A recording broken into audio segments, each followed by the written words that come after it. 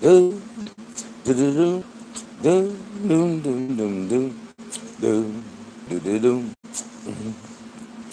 Just release me, just release me, oh, oh, oh, just release me, just release me. Doom, doom, doom, doom, doom, doom, doom, doom. Oh, oh, oh, oh, just release me, just release me. Oh, oh, oh, just release me, just release me. Oh, oh, oh, just release me, just release me. Oh, oh, oh, just release me. Yeah, this is Andre Way with Just Release. Come to reminisce about some things that took place inside these walls of confinement. And I tell you, black, white, Mexican, and whatever race, other race was inside those walls, something was going on. And it was tension among those races of people inside these walls. You might not have the rise, you might not have the fights, but it was tension inside these walls among these races of people. These races, I'm talking about in the women prison, the men prison. I'm talking about it was so much tension that prison. I'm talking about it was so much tension that in back in the day.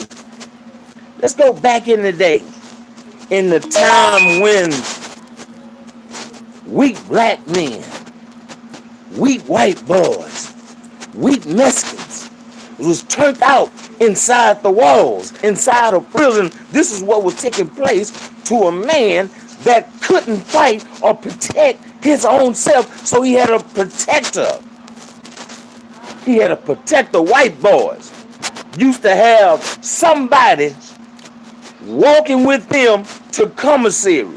They had to have another man to walk with them to commissary, because when he got his bag and he was walking to go to the pod and he was by himself, he got knocked out in the hallway and his commissary was taken. Do do do do do do do do. Ho ho ho, just release me. Just release me. Ho, ho, ho, just release me. And this is what the people was crying, and this is what the people was praying for inside these prisons. They was praying to be released because they couldn't take it anymore. They was crying at night in them cells, in them little bitty cells. They was crying. They was moaning.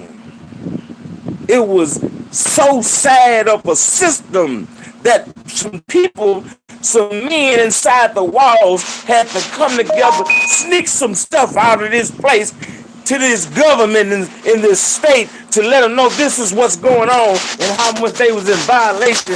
The Ruiz stipulation made them change it. What was going on inside of prison. Do. Oh, oh, oh, just release me. Just release me. Oh, oh, oh, just release me.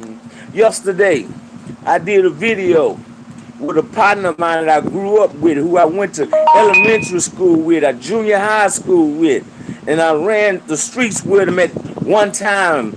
And he did this video. And that video, he said something. He opened up of himself and said some things that might, another man might take it like, oh man, that ain't nothing but a punk. He wasn't, because of what he did after the rape.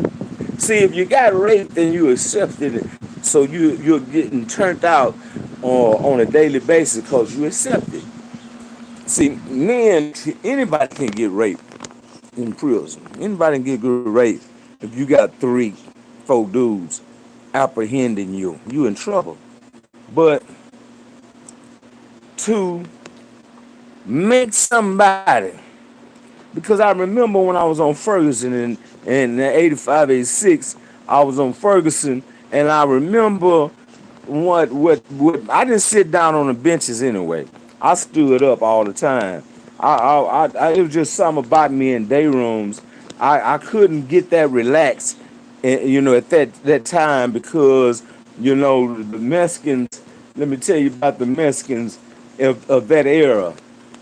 They they was one. They was among one group, right? Just one. And all of a sudden, time started changing. And when time started changing, guess what happened? They start breaking up. They start breaking up among different gangs. And but all the time they ate before the uh the Hispanics uh uh transpired into such a mixture of gangs inside the prison. They was all one, like I say.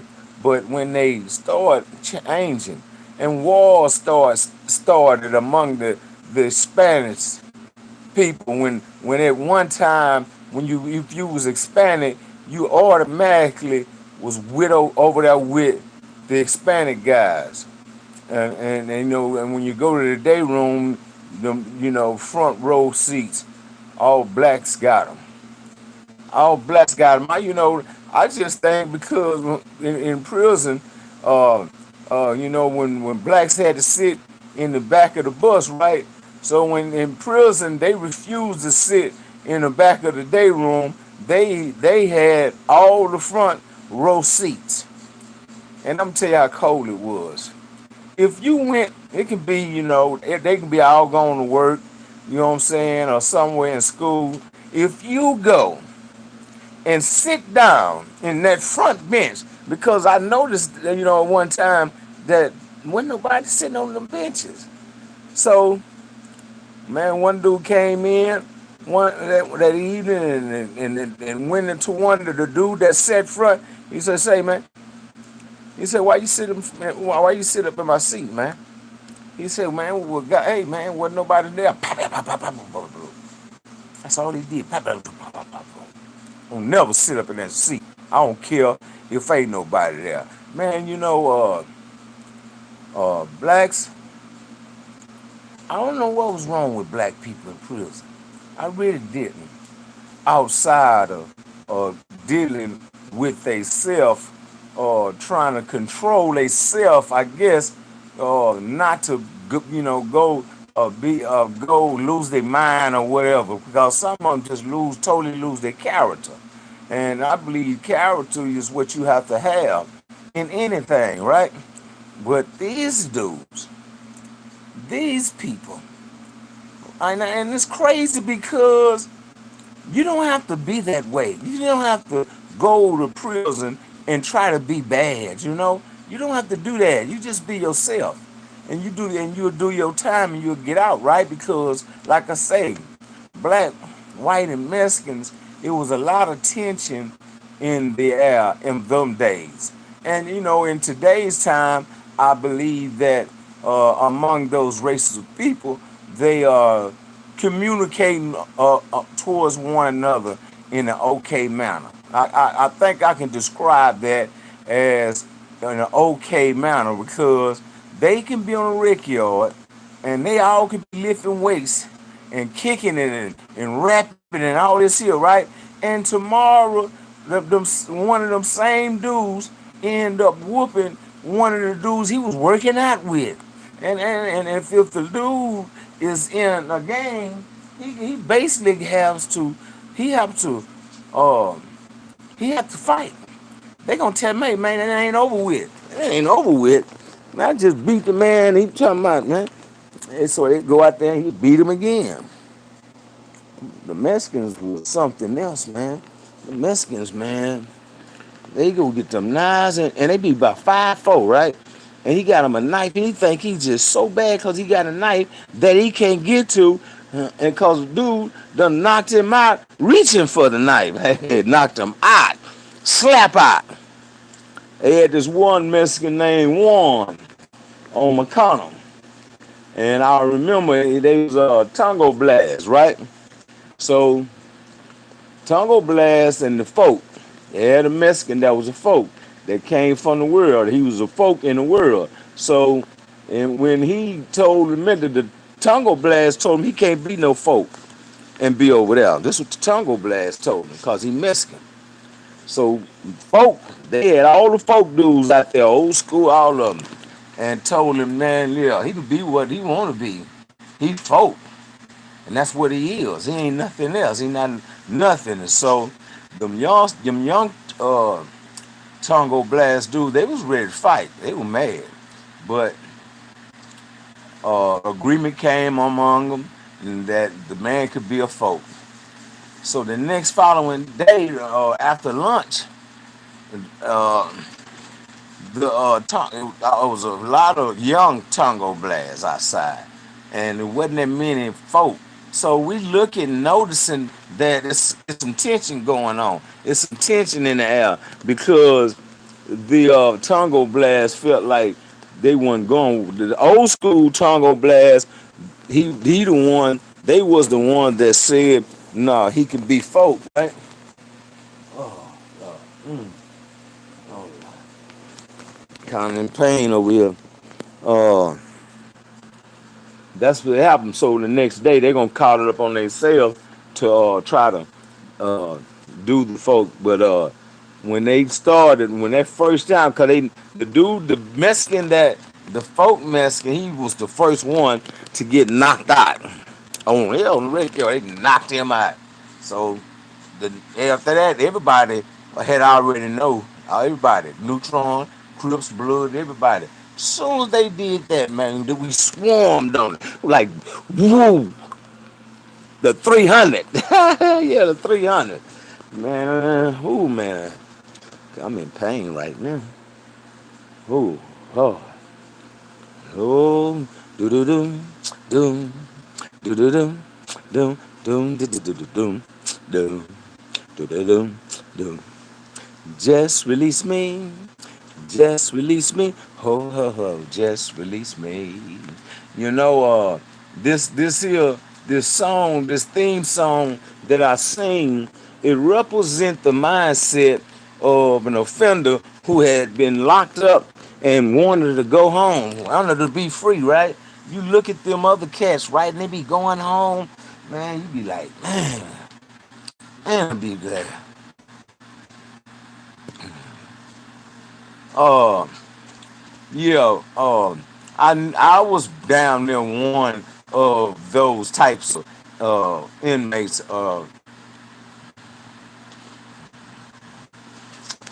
I seen one time in my time, I seen a white guy. He had did 20 years. He was on the wing unit, so his 20 years was practically done from the 80s up to the 90s, right? And they had to literally go in there his cell and apprehend this dude and put him on chain bus. And then they had another guy on the Ellis unit. They used to call him Champ. He ain't never won a fight. They called him Champ, right? Champ was another one that didn't want to go home. And I had an uncle. Let me tell you about my uncle. My uncle was a killer, right? He was from Louisiana. And he had been to Angola, and when I got out of Angola, he came to Texas and he ended up getting another murder case and been going to prison, but he got out. And one day I was coming from school. I was in elementary at this time. So I look out the window in the backyard. I see my uncle burning his hands. He burning his hands, but he had some lighter fluid, right? So when I walk out, I said, "What you doing, James?" He say, "Man, my hands. I can't." He said, "I kill with these hands. I don't need these hands no more." I said, he said he gave me some money to go get some gasoline from the store. So I walked to the store and went and got some gasoline in the can, came back and gave it to him. The man put the gasoline on his hands and burned it. He would look at, he would run around. I'm trying to get that fire because that was gasoline.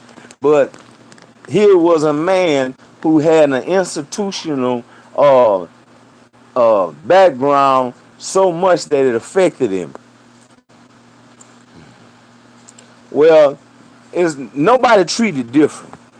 Nobody is treated different other than whatever job you was described. See, a lot of administration don't like them type of inmates, right? They don't like them because they be putting that paper down, and we be winning cases, man. We be winning up in there cause you have some really good dudes that go to them loud bills, right? And they stay. That's what they do. That's their free time. That's a job. Every day, that's a job. I got to go to the law library. And when I went to the law library, my studies was among grievances. So I wasn't really a law uh, uh, type of guy. I was uh, I was totally against the system. I was totally against what's taking place in the system, how they was treating us, how they was feeding us. And when you know something, right? When you become knowledgeable of something, and it's like it come to you, and you go. I remember a guy that had a case, and it was about 2 years old. So and I told him, I say, man, I can file on that. He said, man, you can't file on it's too old. I said, I'm gonna show you. See, a guy showed me how to write a grievance, even if it's 5 years old. I don't care. And it was all behind the word. It was all behind the word. What word was that? Uh, I think it was. It had to do with some. It had to do with your knowledge. Okay, not having the knowledge, right? But see, political. You saying political inmates. You don't have a straight up political type of dudes in the Texas prisons because he wouldn't last on one unit. He'll get run off by the inmates. By the inmates will run him off being political. That's not what uh, the people see. Cause political people, they tell it on you. They tell it on you, man. A political guy would get killed in Texas prison. He would get totally beat down to his life by inmates. By inmates. Because political guys are snitches. They snitch. Because it's in their nature, man. It's in their nature. We can ask, man. You be like, hey, man, why you go do that? I just thought it was the thing to do. Oh man, I'm just tired. Like I remember, man, they used to send I-60s. People would literally send I-60s. Eating killers in population. You got EEP. Uh, I basically don't. I can't really answer that one. I can't really answer that one because I don't understand what you're asking me on that one. I really don't. Give me something else that I might describe that person other than how what you describing to me. Give me something I can recognize because uh, political dudes, you have them on basically every unit, right? You got them on every unit. You can't get away from them. You can't get around them, right? They there. And when I remember on down Ellis one, man, it's full of them cause them dudes was on dead row, right? They was on dead row, so they really didn't uh care about the way you think. I remember a guy.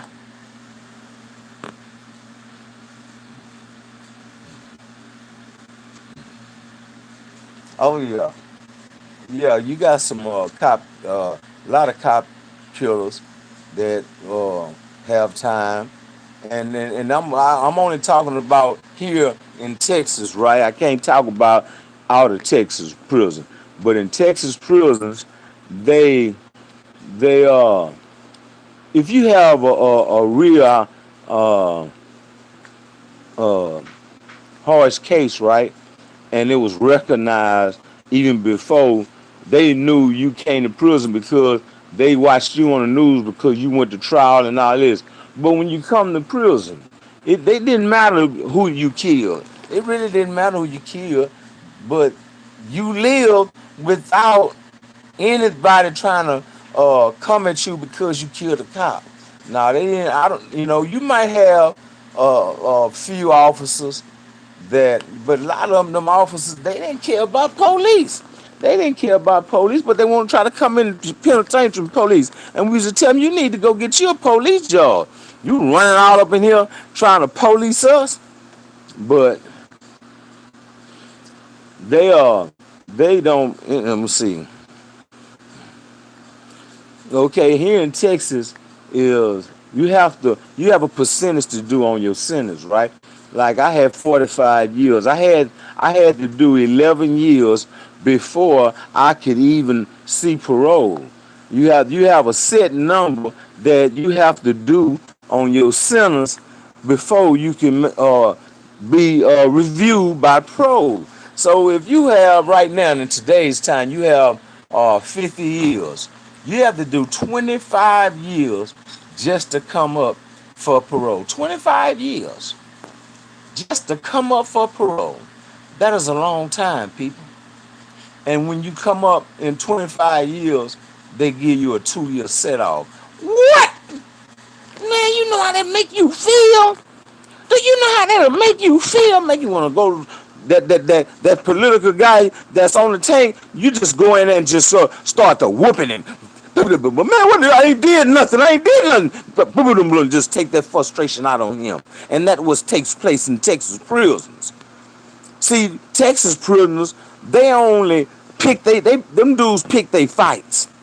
These dudes pick their fights. They got see, cause the ones that would really whoop you, they don't get out like that unless it come their way. But you have that type of people, that group of people that's basically do this on a daily basis, trying to break the weak, break the political people. They're doing all that. They're doing all that right here in the state of Texas. This is they say Texas is the largest prison system in America. But we had the sorriest inmates. But I'm gonna tell you something about them inmates. Them inmates that they call sorry have a handful of them out of this whole system has made the way and the path for these people that's coming right now today. See, the people of the past made it where it is today. The prison used to not be clean. I'm talking about you can smell shit coming down. Now they give you pine salt. Now they clean it with bleach. When you walk to hit that run, it smells so fresh. And some units, the floors are waxed. See, and back in the days, like I say, when they physically wanted to hurt you, when they physically wanted to do you in, they had an inmate, and I believe this was on Ellis 201 of them units, where the major and them and the warden took this dude out on a boat. Took him out on a boat to kill him. He killed them. He killed them out there. He killed them, people. And back in the day, they would kill you. Back in the day, they would kill you. This was the type of people, and we got the kids. I'm talking about the administration now. We have that kids that fathers and grandfathers was TDC officer wardens and all that. So when they come in here, they come in with that military mindset, dealing with some black people, dealing with some white people, and dealing with some Hispanic people. You was in trouble because it's tension in the penitentiary among races of people. And tension makes the way for anything that go on inside a prison. If you're on a unit and it's dominant with Mexicans, who you think gonna try to run the farm? Hispanics. If you're on a unit with a gang of blacks, who you think gonna try to run the farm? The blacks. Now we go to the white man. You can have all the white boys you want on a unit. They're not gonna run it. They're not gonna run it. And I just don't know why. They not gonna run it, man. And it's crazy because we talking about a race of people who was in these prisons, and I guess it's just a mindset of coming from the 60s and 70s and the 80s of what took place in prison in that time and towards white people. So when we come up in today's time, the white man have something that he didn't have back then. He have a freedom of speech. Didn't have no freedom of speech back then. You couldn't even say nothing. You couldn't say nothing, man. Let me tell you something, man. Let me tell you something. Not to degrade. Make blacks look more bigger than white boys. But white boys just didn't have something that them white folks had when they went to Africa and brought them blacks over here to America. See, them was some barbaric people. Now these people, these white men that was in prison, they was broads at the time. At one time, they was totally weak. They have been strong, and let me tell you something. It was a group of white boys in the system, and when it was real rough, that made it through without getting raped, without getting extorted. They might have got extorted, and they'll tell you what took place toward them. But they gained respect afterwards.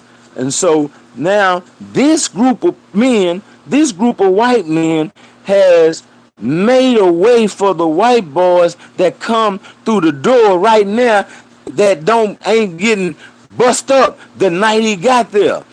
The night he got there, they had this white dude in the counter with me. And we used to all work out, right?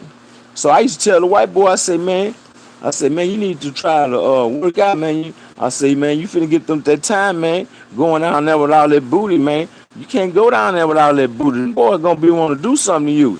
He say, Dre, they ain't gonna do nothing to me. They ain't gonna do nothing to me. I say, all right, man. But that's you making them focus on your butt, man. You need to do something. He had a big old booty. And guess what? I was on Ferguson. I was on G Block at this time. And God is my witness. God is my witness. The boy come, when the new boots come on the tank, everybody run to the bars. Everybody be on the bars, right? And when they be coming in, and this is the things the dudes will be saying in the day room towards these men. Look out, boy. You gonna be my boy. Yeah, you gonna be my boy. So the white boy. Well, I know a person that's out of Beaumont. I knew one out of Beaumont. I think I knew a couple of them during time. Yeah, I ran across him somewhere, but I knew one very well, and he was out of Beaumont. Had a real bad basketball game. But back to what I'm saying. Look. This boy came in there, man, and I wasn't about that life in prison. I wasn't about that life. I wasn't about messing with no booty. They started having women working in prison. They just didn't work the parts, but they would work the pickets. They work outside. And like I say, man, I was a handsome dude, man, and it was just something about me that I was always attracted to a woman, man. I ain't never been attracted to a man. See, when you belittle yourself as a man and place that title of that's my wife and all that, that's not right. That's not manly. I can't truly put a description on it, but it's not right. But it take place inside the walls. And see, I'm gonna tell you what people tried to do. People try to literally make that as if it was truly a way to go in prison. And I remember when I was young, and you would hear people, mama, talk about how if you don't straighten up, you're gonna be somebody's boy down there in prison. And this was in the world, and mamas telling their kids, you know what I'm saying? And but they was telling them the right thing, right? They was telling them the right thing. Man, this white boy, when he came through the door, I never seen this white boy.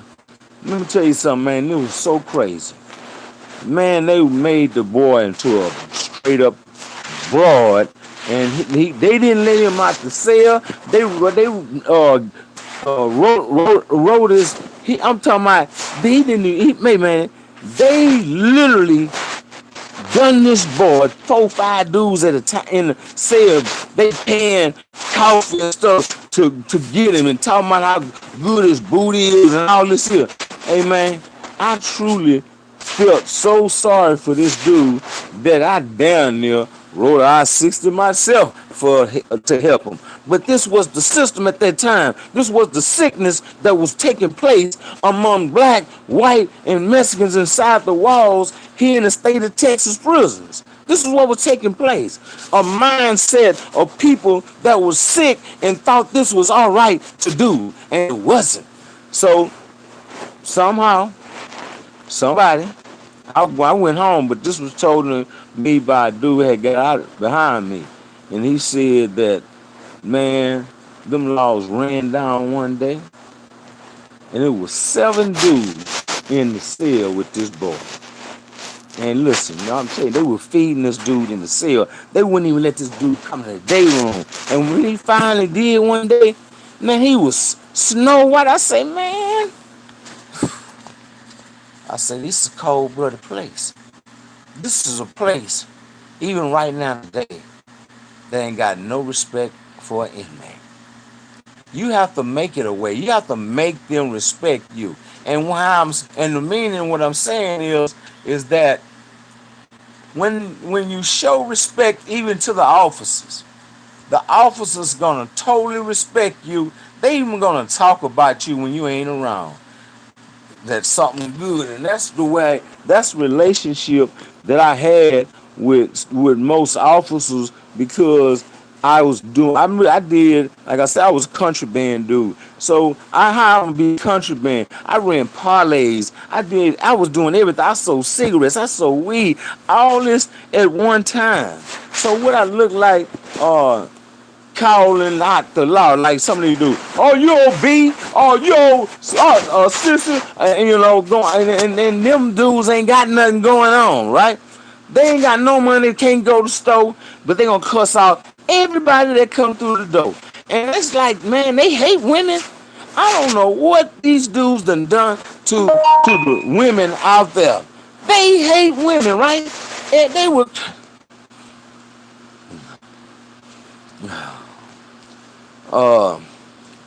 They locked everybody up, filed charges on them dudes, got free will charges, man.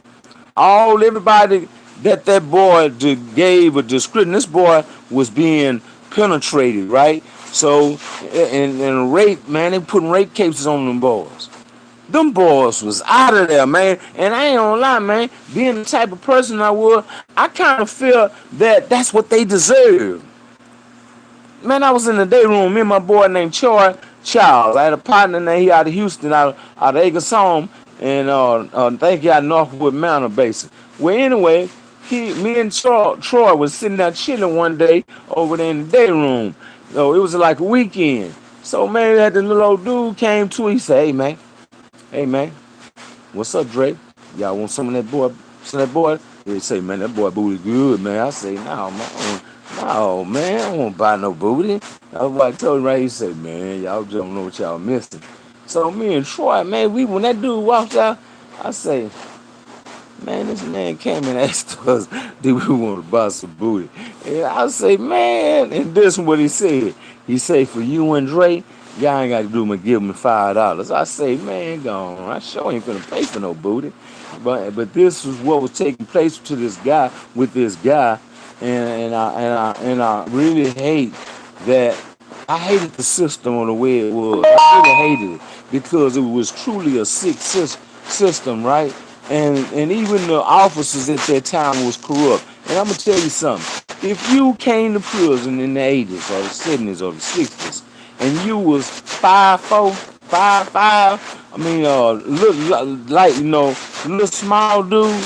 When you went in classification, they put you on PC. They say, hey, man. He say, man, I ain't gay. He say, this what the administration would tell you. They say, yeah, you ain't gay now, but you will be before you leave.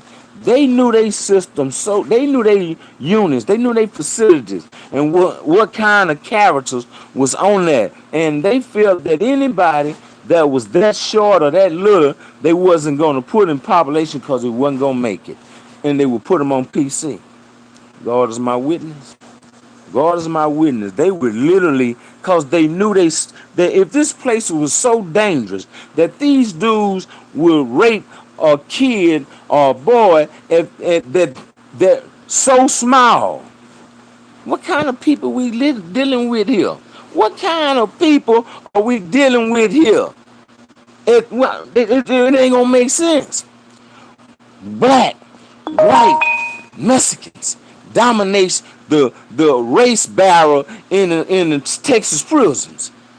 They dominate the race barrel.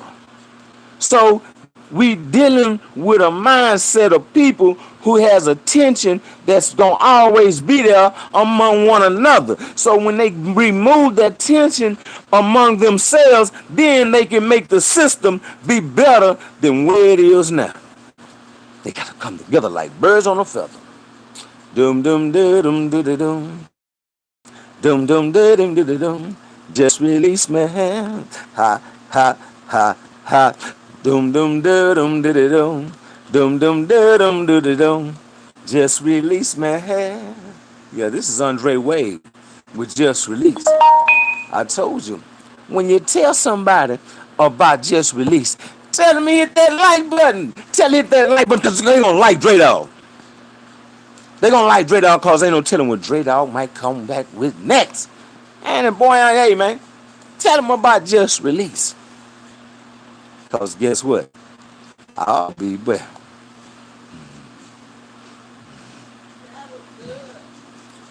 Uh, basically,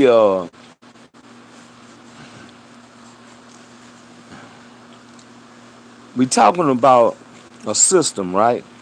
We talking about a well put together system. And this system is designed totally to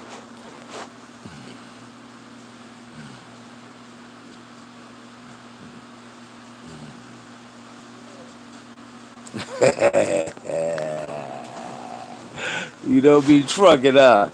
Hey man, hey man, that is cold blooded lick there, man. That trunking, right? And you literally have people, man, that's comfortable of sticking something up their butt. And we try and then say they not gay.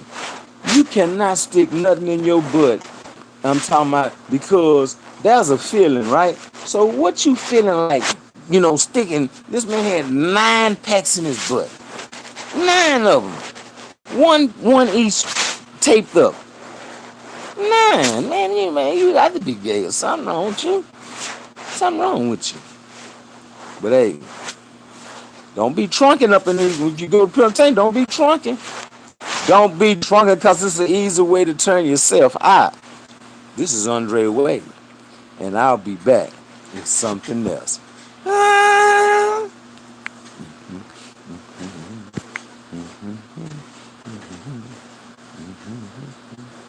What you say, mama?